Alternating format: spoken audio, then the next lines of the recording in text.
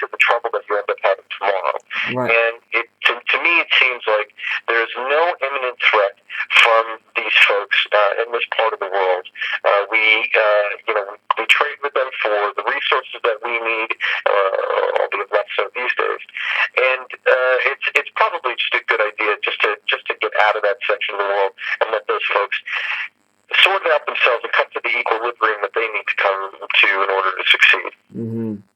Yeah, good point. You made a great point because that's what we need to do, right? We need to just let the Arabs just fight among themselves, but at the same time too, we gotta support Israel. We really do. Israel does need our support because we do have our tanks and our military armory over Israel. They do have, and we do have also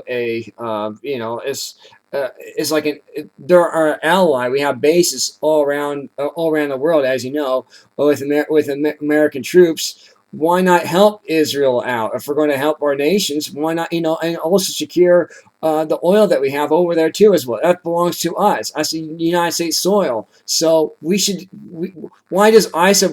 Why should we give it to ISIS for? And why hasn't we? Why can't the United States government, Congress, go for a full impeachment on Obama right now? That's a question I would like to know. It's mind-boggling to me right now that we're not doing this. Well, let me just say this, by the way. I've got another engagement. I know we were originally scheduled to do this longer, and we may have to reschedule. That's But fine. I've only got time for another couple of questions, so let me just respond to what you said there. Um, as far as impeaching Obama is concerned, in some ways it's 6 and 1.5 dozen the other. The reality is that it's not likely to happen because an impeachment would be seen as an attack on Obama, and it would galvanize his forces, and it might seem unfair to the independents. And the truth is, the Republicans are going to cruise into this November election, and they're going to retain the House, if not gain seats, and it's more than likely that they're going to regain the Senate, and that gives them 2/3 of control of the federal government. So I don't see impeachment being on the table for the foreseeable future. Whatever political capital they have between now and the November 2016 election, I don't see them expending it on impeachment, unless the president does something that's so crystal clear, such a crystal clear criminal offense. I don't see that happening. As far as the engagement and the help for friends in the Middle East, I think a lot of our friends in particular Israel's, I think often harmed by the intervention by the U.S. Let's look at Egypt, for example.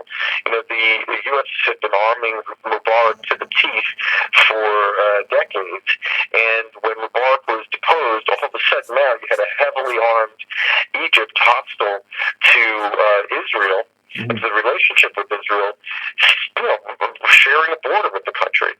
So, there's that old saying about we'll see. Well, these interventions have long-term consequences, and I think that our tendency, if not our overall policy, ought to be to not get involved. Right. It's not our space.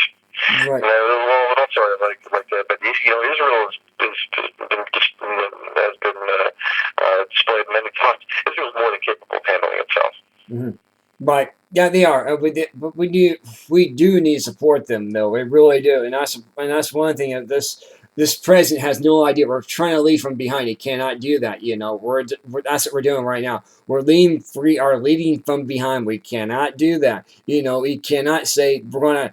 We're putting our men and women in harm's way too, because they said we're going to do airstrikes. They're going to look in the air. They're going to look for little planes. They're going to try to blast them from the sky.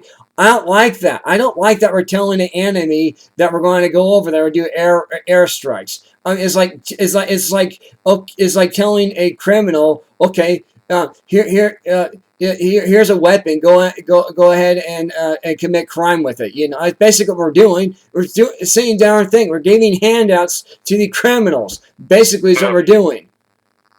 So I've I've got time for one more question, Mark, and forgive me for the truncated interview, but if you'd like to ask one more question, I'd be happy to answer that now. Oh yeah, one last question here. Where are you at right now as far as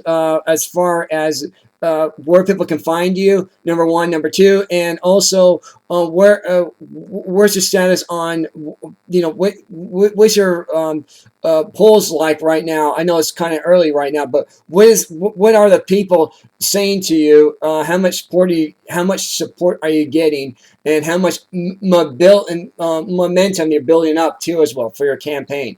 Good, those are excellent questions. So,